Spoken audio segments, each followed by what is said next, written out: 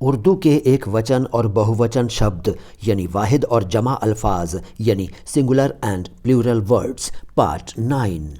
वकील अधिवक्ता, प्रतिनिधि, वुकला वजीर, मंत्री, वुज़रा, अफसर, अधिकारी, अफसरान, पिसर, पुत्र, पिसरान, दुख्तर, बेटी, दुख्तरान, बेगम, पत्नी, बेगमात, तालिब, इच्छुक, तुलबा, शायर, कवि, शुअरा, शायरा, कवयित्री, शायरात, तालिबा।